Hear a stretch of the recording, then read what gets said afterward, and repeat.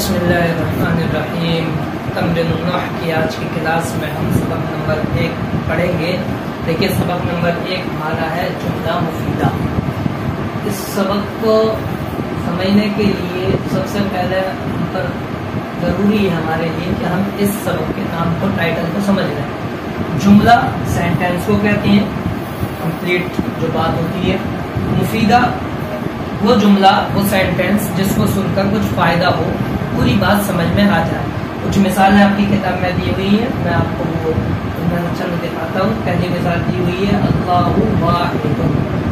اللہ مانے اللہ، واحد مانے ایک۔ اللہ ایک ہے، اللہ واحد ان کا ترجمہ ہوگا اللہ ایک ہے۔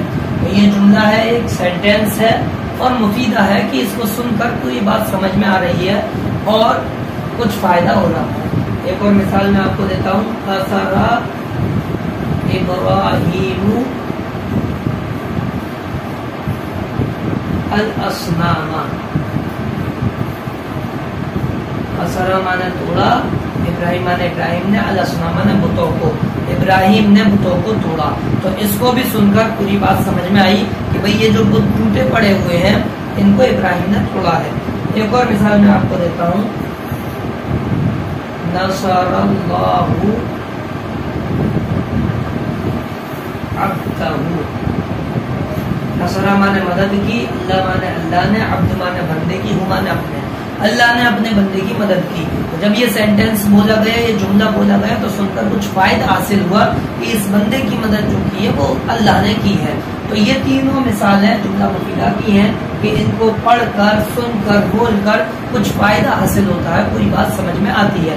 اب جملہ مفیدہ کے لیے آپ کو جو سمجھنا ہے، اس سبق کا بس معمولی سے آپ نے یہ سبق کا نام سمجھا، مثالیں سمجھی۔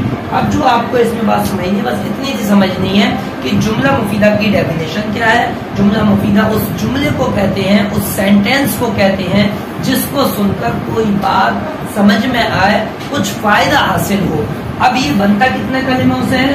تو یہ 2 کلموں سے بھی بن جاتا ہے، 1 اور 2۔ یہ 2 سے زیادہ 3 سے بھی بن جاتا ہے، 1 2 3 اور 4 سے بھی بن جاتا ہے، 1 2 3 اور 4۔ اب الگ ہے، وہ الگ ہے۔ تو جملہ مفیدہ اس جملے کو کہتے ہیں جس کو سن کر کچھ فائدہ حاصل ہو، جس کو سن کر پوری بات سمجھ میں آ جائے۔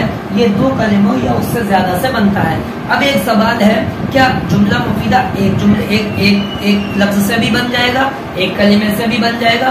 تو اس کا جواب یہ ہے کہ ہاں، جملہ مفیدہ ایک کلمے سے بھی بن سکتا ہے، شرط یہ ہے کہ اس کو سن کر پوری بات سمجھ میں آ جائے۔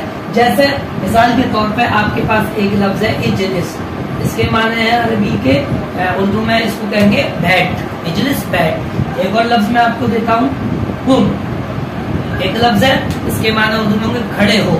تو جب آپ کسی سے عربی میں بولتے ہیں اجلس، قم، تو اس کو سن کر سامنے والا پوری بات سمجھ جاتا ہے کہ یہ جو مجھ سے بیٹھنے کی بول رہے ہیں، یہ مجھ سے کھڑے ہونے کی بول رہے ہیں۔ تو آپ کہیں گے کہ جب ایک لفظ 2 لفظ کے قائم مقام ہوگا تو وہ ایک لفظ بھی جملہ مفیدہ بن جائے گا۔ تو آج کا سبق ہمارا بس اتنا سا ہی ہے کہ جملہ مفیدہ اس جملے کو کہتے ہیں جو 2 یا 2 سے زیادہ کلموں سے بنتا ہے اور جس کو سن کر پوری بات سمجھ میں آ جاتی ہے، جس کو سن کر کچھ فائدہ حاصل ہوتا ہے، اور یہ 2 یا 2 سے زیادہ کلموں سے بنتا ہے۔ ایک لفظ سے بھی، ایک کلمے سے بھی جملہ مفیدہ آ جائے گا۔ شرط یہ ہے کہ وہ ایک لفظ 2 لفظ کے قائم مقام ہو یا اس ایک لفظ کو سن کر پوری بات سمجھ میں آ جاتی ہو۔ تو یہ آج کا ہمارا تمرین النحو کا سبق تھا، اس کو اچھے سے سمجھیے۔ السلام علیکم۔